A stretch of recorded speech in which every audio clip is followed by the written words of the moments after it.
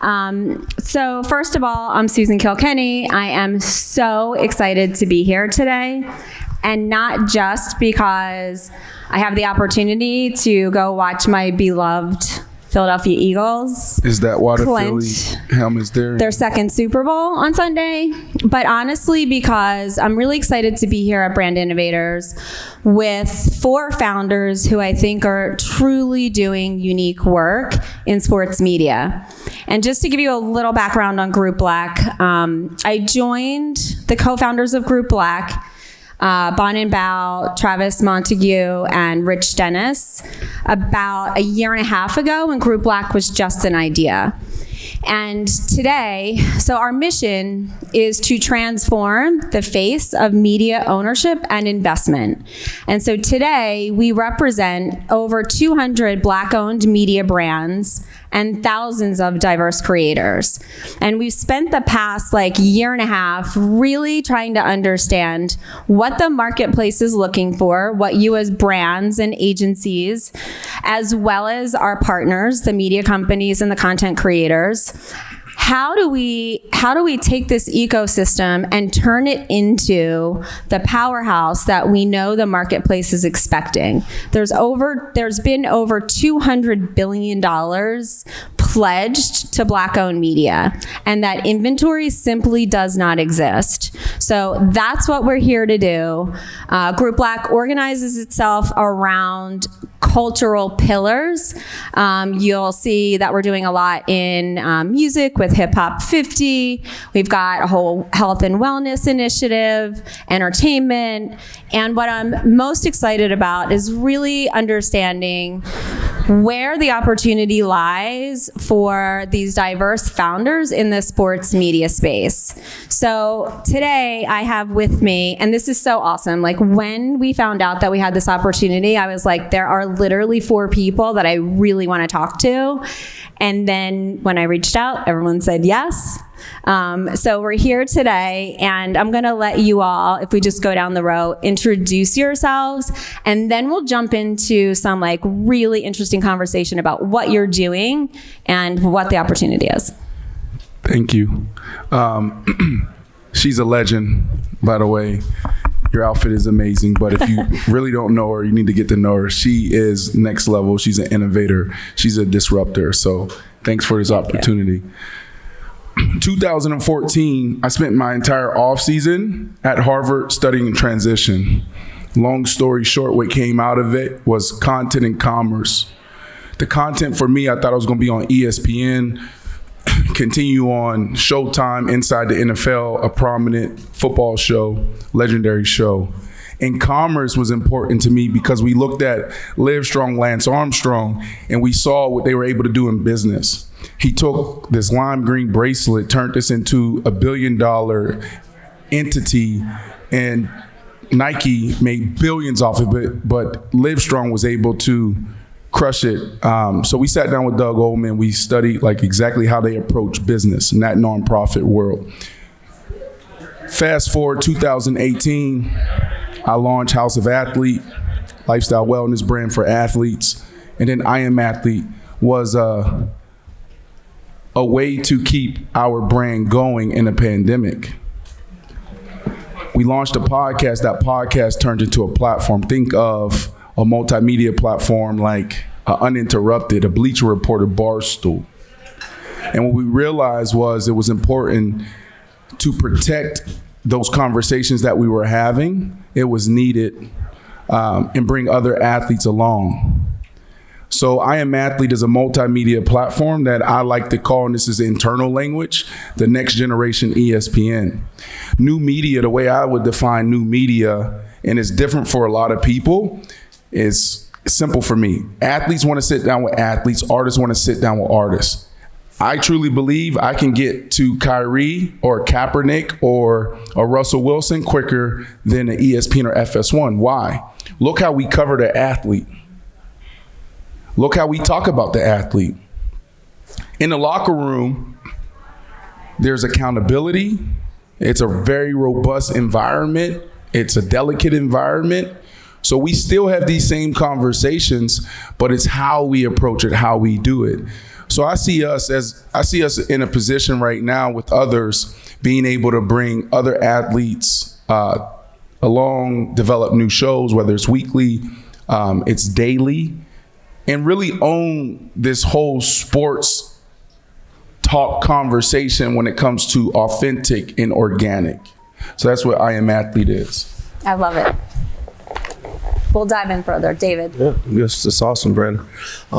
David Ortiz, the 29-year video game veteran, Atari, Microsoft, Sony, EA Sports. Probably most popular game I made that some of you would have played would have been Madden NFL, and did that for a long time. And now we are building something at Simwin Sports, which is our new company. It's a sports metaverse. It's actually, I could say it, the sports metaverse. And we've built something that allows people from all walks of life to experience what it's like to be inside of the world of professional sports, amateur sports, etc. And we've done this because we looked at the world of entertainment. Entertainment is now digital and it's bingeable, meaning you can get what you want, when you want, as often as you want, whenever you want. Music, movies, sports talk, video games, online poker, online slots. It's on demand. It's whenever you want it. It's the sports business, however, the actual competitions that are happening, they're limited based on the seasonality of sport. And it's a massive business, but it's limited based on the seasonality of sport. And so what we've done at Simwin and what we're building and what we're getting ready to launch here is a digital sports league where we own all of the technology. And we've got some really compelling owners who own teams within our league, but we're providing digital sports where 24/7, 365 you can turn on and watch, from your mobile device, from your desktop, from any streaming partners we work with. You can watch live sports happening inside of a structured league that are all digital. And digital athletes that get bigger, stronger, faster, that atrophy, that are driven by AI.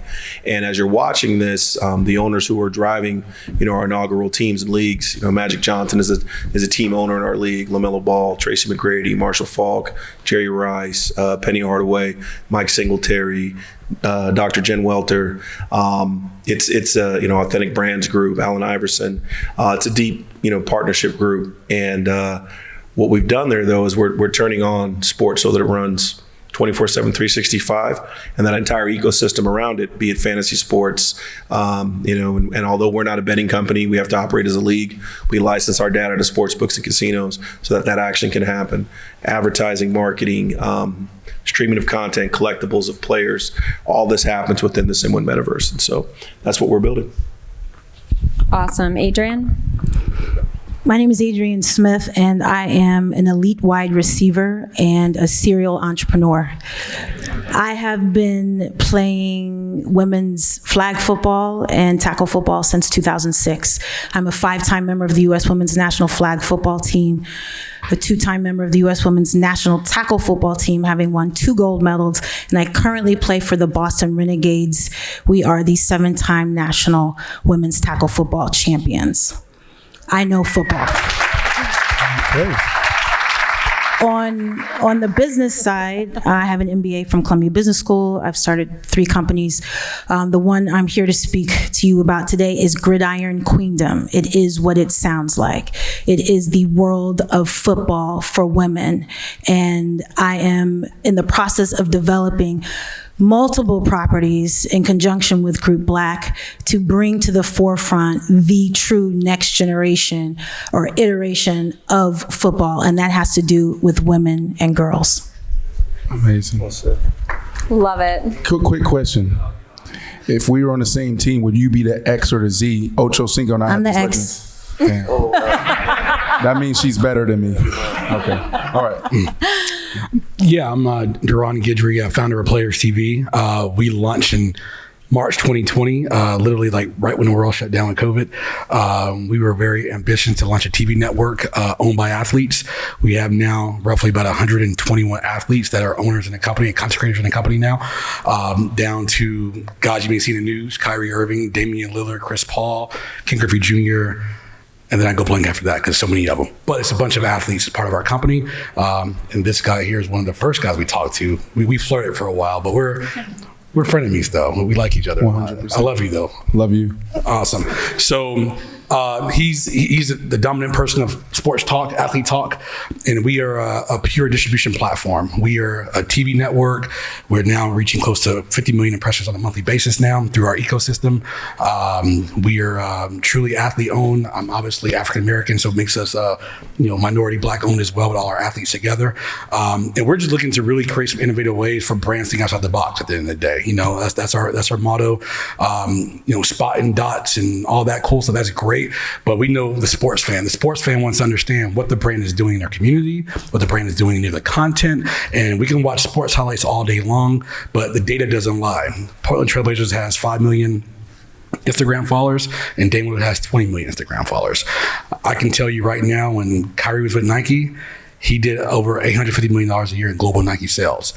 I can tell you how many jerseys Kyrie Irving sold last year, and Chris Paul. We have the data to understand that, to market that fan who really wants to go be associated with anything Chris Paul does or Brandon Marshall does.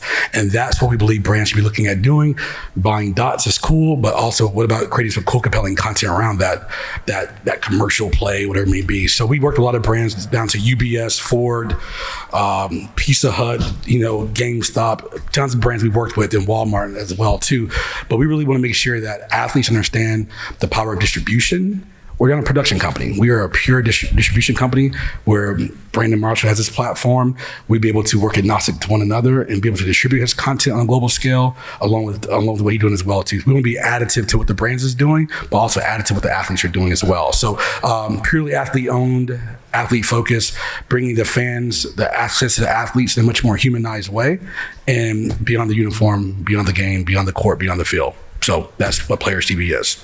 Thanks, Deron. And I feel pretty confident that there could potentially be some collaborations that might happen as a result of it's this about panel. time now, Brandon. I'm just saying.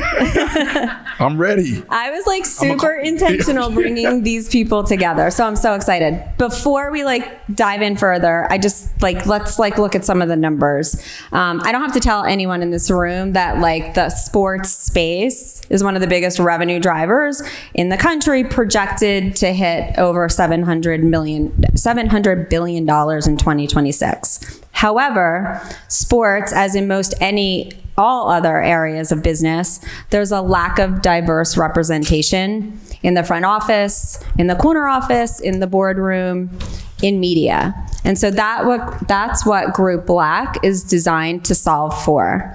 And these 4 entrepreneurs here, Brandon, Adrienne, David, and Deron, are driving this transformation in the sports space. So when I think about what you're doing and how you're doing it, I have some questions. So I'm going to start with you, Brandon. I hear often, and it makes a lot of sense, a lot of the founders that we work with, they say, if you can see it, you can be it. Right? And that's super logical. I never thought about that before. And so I want to understand, and I'm going to use my notes here because there's so much to work with, and I just really love what you're doing from afar, and we just started talking. So you're a 6-time Pro Bowler and NFL legend, and I listened to your podcasts. You're super intentional about how you approach things. You have a really great vibe and honest conversations that happen on your podcasts.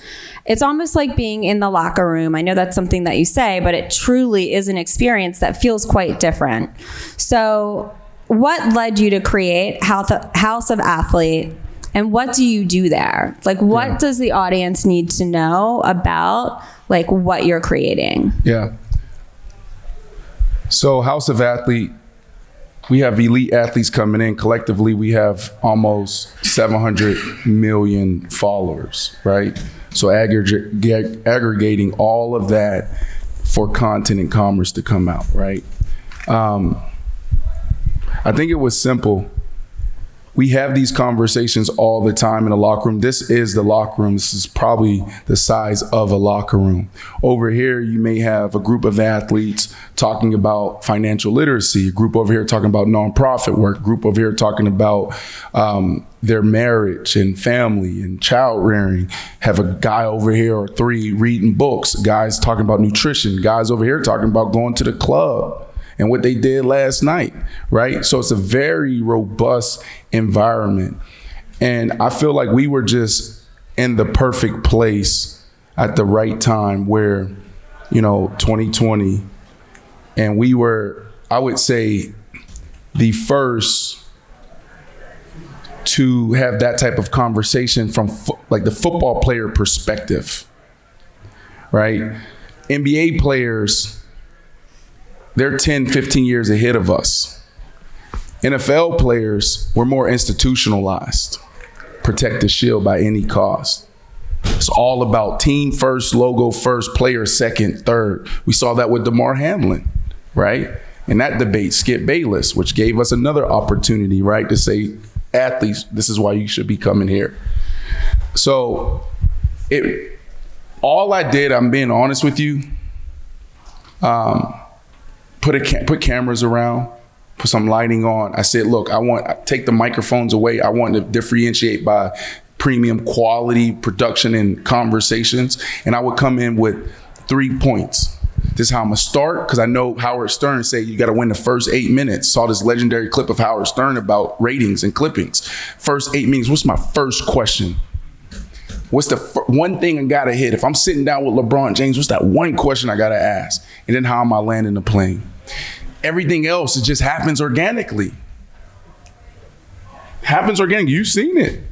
So it's taking those conversations, and really just capturing it. Sometimes you sit for an hour. Sometimes you can sit for 3 hours.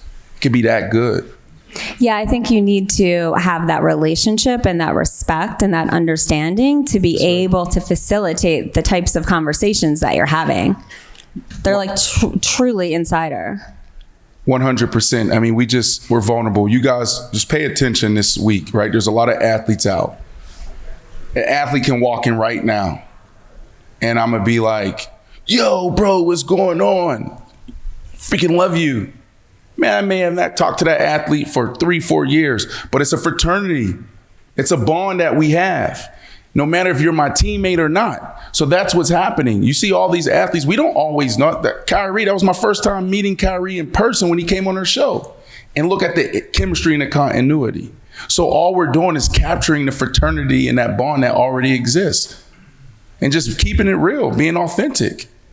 You had that episode where you were talking about how players like switch jerseys after games, and like what it's like to ask one another, and like being vulnerable and sharing that type of ask and conversation was fascinating. Yeah. So, well, we love it. And we're going to dive in a little deeper in a minute. But I want to jump over to David. So David, the metaverse, right? Like, I think we have a little bit to unpack there, but you have such a prolific career in making some of the world's most popular video games. You've won Hall of Famer. You've won multiple Game of the Year awards for titles like Madden, and I personally have learned so much about gaming working with you over the past couple of years. And watching you build Simwin, your passion and your creativity, you're relentless. When did you come up for the concept for Simwin, and what exactly is it, and when are you launching? So, first of all, thank you both. The concept, and myself, my business partner, Tom Guidrey over there, is our CMO, and this is our, third tour duty together, as he likes to put it. We've done a fantasy sport company together. We've built and sold that. We did a bunch of Maddens together, and then he was over CMO at DraftKings, and when I started building Simwin, and collectively, and a few other, great people on our team, Josh Lumen and a few others, Andre Johnson, we looked at the world of sport and kind of some of the limitations when we were making video games in the past. And we just think about how, like, what kind of things make people want to be more immersed in the first place? Why were we able to, at EA and different places to sell, content that sells out immediately? And think about more than just we're making money for this company. We're thinking about, like, literally when you're working those extra hours, What's it going to be like for someone, when they wake up on a holiday and they get this thing they really wanted, and now they're going to make memories with their friends and their families? Like, how can you really become a part of their life? But how can you take it further, right? And so over the years, we were talking about, started with when we did dynamic player progression back when I was at Microsoft, and how you could allow an athlete to grow and get better and better and better. And it started off with, Kurt Warner when he was playing for the Rams. If you picked up a video game in '99, Kurt Warner was garbage. Like, he was not a good player, even though he ended up being the MVP that year because they made the ratings at the beginning of the year before Kurt, balled out. So he was still a grocery clerk according to the ratings in every game. And so, what I looked at, and other working with me, was how can we make him dynamic so that as he progresses inside of your career, or you create a player and they progress in their career, how can they become better and better? And that stuck, and it ended up, it's why we did really well at Microsoft with our football game, NFL Fever. And then when I was at EA, they were building concepts like that, and we continue to evolve that, and sports games all over the world have something like that. Expanding on something like that for Simwin wasn't just about the evolution of the player, it was about the evolution of the fan. How do people like to spend their time? How do people want to be entertained, and how they want to enjoy? And simple stuff like, once we started building it and thinking about it, you're at a barbershop, and mine's easy to do, so I take my sons like this. I don't have to pay for this. But my sons, I take him to get a fade, and the barber's there, and he's like, man, it's 2 more months before fantasy football starts for me, and I can't wait. And I'm like, but then in the meantime, he's talking about the 5th time he's watched Game of Thrones because he can just turn on the TV and watch it again and again and again. And so for us, it was like, if we could make it so that the habits and the play patterns that people already have, we can provide that anytime, anywhere. And their passion is sports, and it already over-indexes, makes more money than any other. It's this business that you said is going to be worth $700 billion. People are active inside of that for about 30% of the time. Think about that, 30% of the time, and that's because of the seasonality of sport. So there's a lot of money being left on the table. So for us, it was like, if we can find an immersive way to let this happen all the time, even if we, do a slightly good business in a $700 billion industry, and you've got really no competition, that's good business. And so, that's what we're doing. So when are you launching? So we're going to launch. We are planning to launch this February. So planning to launch this month. Love it. But we are perfectionists, so we will launch when it's right. But we are planning to launch this February. And one other thing. So I read that at the Grammy Awards this past week, there's a Grammy for music within a game. Do you have any opinion on that? Is that something that you think needs to be recognized? We had a lot of fun over the years. Myself, Tom, a guy named Steve Schnurr. There are other folks on the Madden team back then. Picking music that they made available to us, and then seeing these bands break. Like, I could still think about, and same thing at Microsoft, I can think about different groups that came out, and the first time people heard their music was inside of our games. So I think that's pretty exciting. It's all about where are people consuming the content, right? And so I think that's really cool. Yeah, I thought that was awesome. Yeah. Okay, Adrienne, your story is incredible. I love how you tell it. You're a wide receiver on the Boston Renegades, 5-time champion in women's football. You founded multiple businesses, creating and telling real stories about women in sports, which we'll talk a little bit more about in a minute. Moving the goalpost. But first, tell us about Blitz Champs and your partnership with the NFL, because I don't really know a lot about this, and then we'll get into content. So it's a great segue from what David's talking about. Blitz Champs is a football card game that I invented in December 2015. Think of it as the football version of Uno. And because I'm an entrepreneur who's always prepared, here's what the current version looks like. This is my demo version, so it's a little beat up. But the goal of Blitz Champs is to be the first person to score 21 or more points, 2 to 6 people can play it at a time, and it has the added benefit of reinforcing math skills for kids in grades 3 through 8. So the reason why I created Blitz Champs, again, not everyone can be a Brandon Marshall or an Adrienne Smith or some of the other greats that are out there who can play on the field. I wanted to give an experience to other kids, other families that might not necessarily be athletically inclined, but still love the game of football. So in my mind, it was a matter of, well, how can I take the strategy, the passion, the excitement and competition that I experience on the field and put it in a different medium? And so my thought was, let's create a card game. And so the most exciting thing that's happening right now is that I've just entered into a licensing agreement with the NFL. So starting this year. Congratulations. Thank you very much. Starting this year, you will have the I can't believe I'm saying it because I'm a 49ers fan. You'll have the Kansas City Chiefs version of Blitz Champs, or the Philadelphia Eagles version of Blitz Champs, and the 49ers version of Blitz Champs.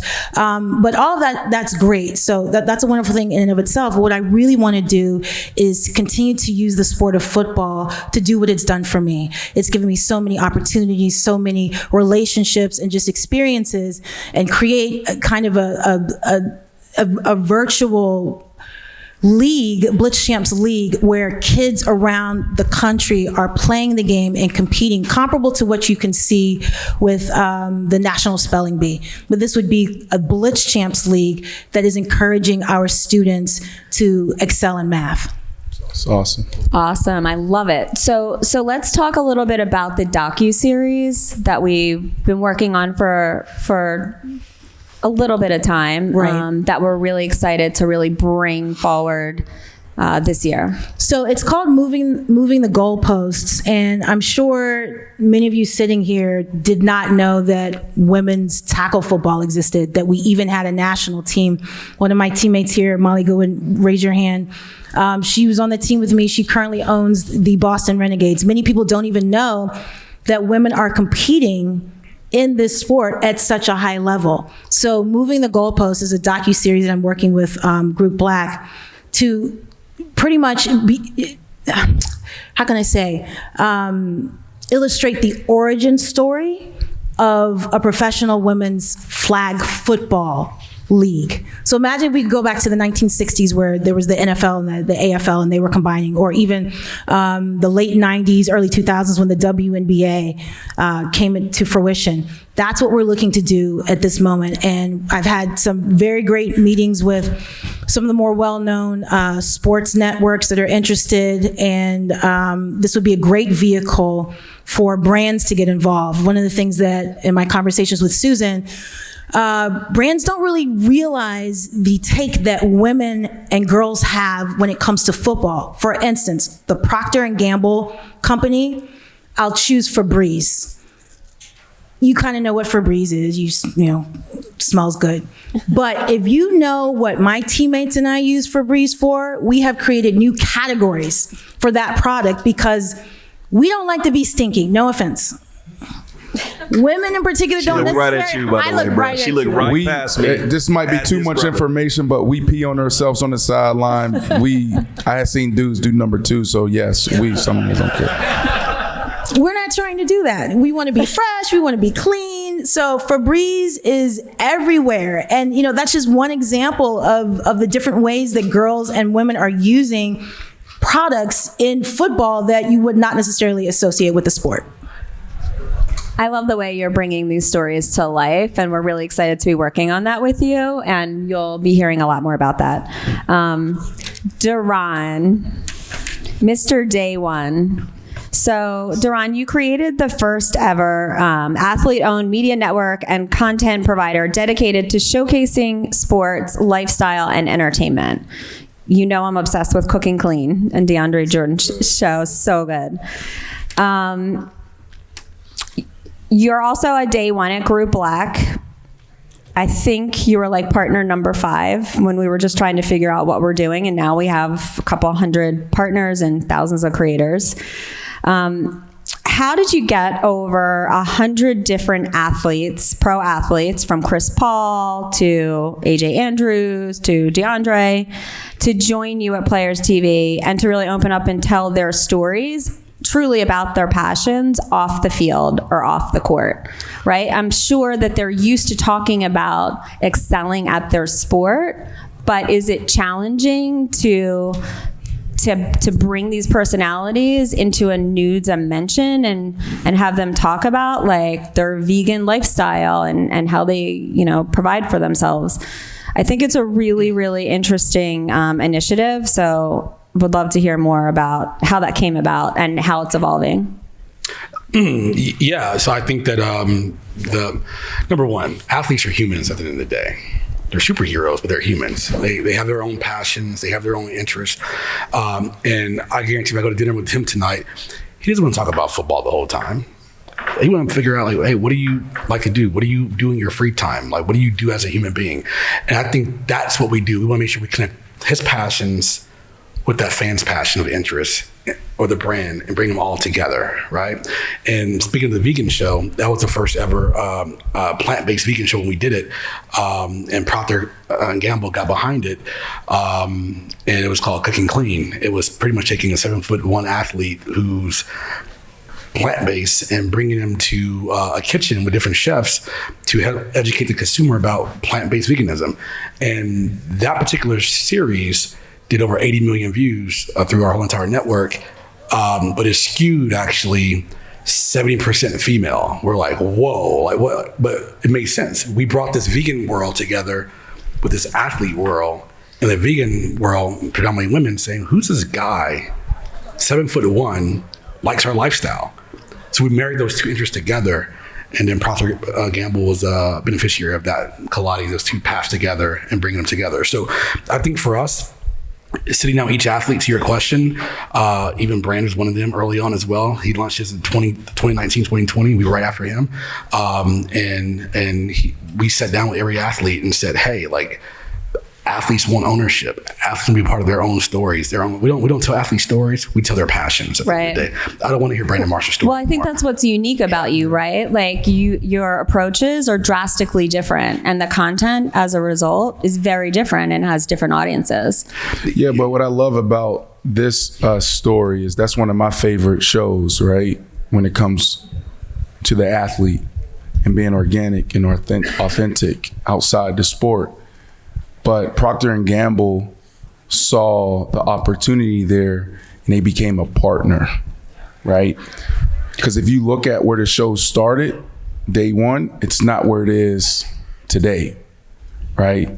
And so it's a whole nother conversation, but it's like brands taking their time and understand how to integrate into some of these platforms, some of these shows. 100%. And that's what we talk about at Group Black all the time, right? Like there are media commitments that have been made to support diverse media companies, Black-owned media companies in our case. And the expectation is like, how do we move spots and dots? But the reality is that the consumer, and you're seeing it, like I look at like the views on your videos, the same with you, like your Instagram, like the consumer is looking for like really authentic stories, and there's a massive opportunity for brands to like be a part of that conversation in super authentic ways. Yeah. Having just come back from Sundance and seeing like the diverse stories that are being told there, I think like in sports specifically, there's just such a big opportunity. And I think it's just a matter of time, like finding the right brands that are like brands have to listen. Let's just get to it. Brands have to listen. Do we have some cool brands in here? Can you tell me what brands are here? CEO, right here. What brands are in here right now? Mark, what brands are in here? Just give me 3 cool brands. Powerful. Very cool. Pepsi. Very cool. Who else? Under Armour. 4. Very cool. Listen, let's get right to it. Is that 4? You guys don't know how to partner with these type of platforms, right? New movements equals new language. New language, right? In new media, you have to do things differently. And we talk about this. We talked about this when you talked to me about coming on this panel. Yep. You can't do it the old way. This is not ABC. This is not ESPN. The type of content that we're giving you guys is totally different. And sometimes it could take 3 to 6 months for you guys to be properly integrated into our platforms. But you come to us and say, here's 50,000. Hell, I have a couple partners right now. Here's 450,000. Here's $500,000. But we only want to test it out for 3 months. So back to the question, segue into this. This is like a soup. This is the type of conversation that needs to be had. Real quickly, Ford and State Farm, to say in the room, I want to highlight them for a second, right? So State Farm, we probably get tired of seeing Chris Paul's face on every commercial NBA. We love Chris, Cliff Paul, we love it all. But Chris is our partner, and State Farm became our partner. And what we did one time at State Farm, when we literally used our platform to get students to go out and vote, HBCU schools. And we literally marched 4,000 students to the polls in North Carolina, and State Farm saying, hey, can we be a part of this with Chris Paul? And there's like this iconic, it became a national ad. We played our part in it, and then they used their translation agency to get a part of it. It became a national ad. But they came to Players TV. They knew we had the athlete relationship. They had Chris Paul, but Chris Paul was like, hey, use my media company I'm partnering with. That's number one. Then Ford. Ford said, hey, Deron, come up with an idea that would make an impact with HBCU students.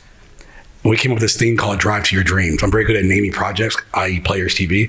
And we said, Drive to Your Dreams. We highlighted 3 college students that literally had hardship, cancer. At 19 years, 20-year-old soccer athlete, female athlete, had cancer, and she's graduating school this year. That's called Driving to Your Dreams.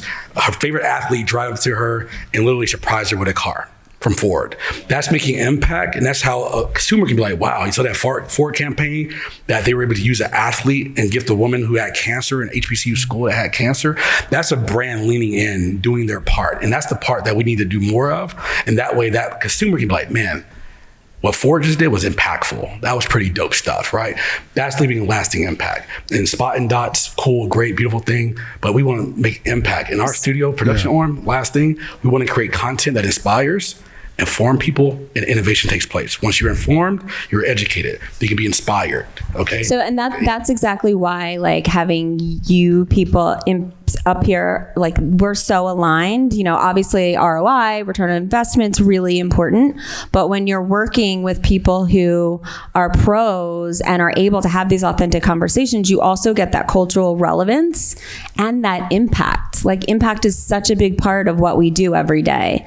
So I think, like, there's a really big conversation that Group Black has every day with our brand partners, and bringing you all into it is really how we're going to move the needle, deploy the dollars that have been committed, but also it just delivers growth for the brands.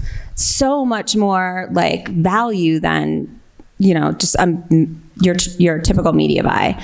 And I know we're running out of time here. Wow. So, like, just real quickly, unless anyone else has anything that they want to say, because we'll continue this conversation. But I'd love for you to share with the audience, like, what is your goal, like top, like, goal that you're trying to achieve for 2023? Whoever wants to go first. Yeah, I'll go first. I think just inviting brands to just have conversations and really just wanting to know, wanting to understand, and not just not being just a sports advertiser. I think being able to be a lean-in advertiser, and I think really focus on valuing the consumer that buys your product. But I think associated with a media company or athlete that can help drive that message. So develop a relationship versus just simply a transaction. I don't want a transactional relationship. I want to sit down, have coffee, understand me, understand my lineage, understand where I'm from, but also understand how we can have real meaningful conversations that can drive your message, your KPIs, and make them proud and happy to be a part of it. That's it. I would echo that. I'm looking to work with brands that are wanting to capture the tween girl market, as well as young women, because we know, I mean, case study in business school, again, Procter & Gamble, even McDonald's, when you can capture that child young. So my mother used Tide as detergent. That's the smell I'm used to growing up. That's the detergent I use today. Same thing with McDonald's. The Playlands are in the McDonald's so that you associate psychologically the smell of French fries with youth, with fun, etc. So I'm looking for brands that are willing to partner with Gridiron, Queendom, and the projects we have going on that are catered towards young girls in the sport of football and women who will be in the Olympics in 2028. I mean, there's an entire demographic out here that is hungry, that is so talented, and just needs a few brands to believe in them, and we can do some phenomenal things. So ours is just a bit more just directly commercial for us as we're launching this year, and we're doing American football, basketball, soccer, cricket, baseball, hockey, boxing, racing. So like we're here to be a global entertainment sports business. What we're looking for and our goal for this year is brand partners who really want to be a part of innovation. And I was really enjoying where Brandon was going with that and understanding like you have to get uncomfortable or you have to go beyond what you know, because by the time you know it, it's not nearly as innovative and you didn't have a chance to be a part of being cutting edge. So we're looking for those brands who, one, like trust our track record, look at the things we've done so far, and then come on board with us and help us really define innovation inside, the sports space and sports entertainment, that, and be a part of that, because we intend to be a staple in the culture. That's good. I think it's important for us. Language is important. New movements, new language. I love partnership, but with new media, you need to be investors. Because as an investor, like I invested $10 million into I Am Athlete. My ROI may not come back until 3 years, 5 years from now. What you guys have to understand is, and maybe Ford has it, State Farm has it, but what you guys have to understand is 3 months may not be enough. But when you are talking about 50 million impressions, 100 million impressions this month, that month, potentially 150 at times, like how do we sit down, have that cup of tea, and collaborate and understand that it could take 3 months, 6 months, 9 months, but the ROI is going to come. Why? Because no one can get 120 professional athletes and invest the way he does. No one can get a Kyrie Irving interview the way I can. So investors, so what we're looking for over the next, 12 months is 4 anchor partners. I don't want to bring on a bunch of people that just want spots and dots. We got to get to a point where we can continue to develop our audience. We're almost 1 million subscribers, right? We're crushing it there. But we're learning from the people that came before us in every spots and dots. Brand deal, they're crushing it. But then they lose their audience. No, I want to keep our conversation high. I want to keep the engagement high. The way to do that is by just focusing on the content. So it's a big conversation. We got to continue it. But investors, not partners, that's where we start. Susan, I want to echo something real quickly. I have a challenge for the brands that are here. Okay. My challenge to the CMOs, the people that are driving brand strategy, guys, think out the box. Be the first to do something. Don't follow another brand because their brand did it. Be the first to do something, because that's something that people can always remember, that, hey, they were the first to do that. It's pretty dope. Something about being first is pretty dope at the end of the day. Be first to do something. Be different. Be out the box. And I think, do your own thing. Be different. Yeah. So really quick, I'll just say this really quickly. We were leaving FanDuel. FanDuel's a partner of ours right now. Literally just left FanDuel to come here. A gentleman was walking up the street. He's like, oh my goodness, Brandon Marshall, he's shaking, he's crying. Like literally, we have this on film. We may post it later. And I'm like, bro, like just what's going on? Tell me, who are you? What do you do? And he gets into this story. It's a kid, young football player, pandemic, couldn't continue to play in college football. Baby on the way. He's living in his car. What did I say, Bonnie? My chief of staff here, Orange. Can you stand up real quick? Just real quick. Hello, bro. Here, take this real quick. Real quick. This is important because it goes to there. and then we'll land the plane. Sorry, I'm hijacking. Go. No, I love it. I mean, yeah, we continued. Hello, I'm Bonnie Humphreys. We continued to talk to him and just ask him, just like, what do you do? What do you want to do? Where do you want to go? And we asked him for his number, and we took his number. And what we're going to do is we're gonna find a place for him. And I think what goes there is like that is where brands can integrate. That is where the story is. That is where it's so organic. Like we didn't ask for it. It's just being authentic, and that's the content that we have that we can just simply just be like, Ford. Like, here we are. Here's your next story. Car. Yeah. He lives in his car right now. Yes. Get him a car. Give him a job. And then what do you think? Right. That's to your point. That's new media. That's cultural relevancy. That's how you integrate right there. That's impact. It's impact. Well, it sounds like we've got a lot of work to do, but we are on our way. And I am so psyched to have these fantastic founders here today, being real. Like, let's go get it. Let's get it. That's awesome. Thank you, everybody.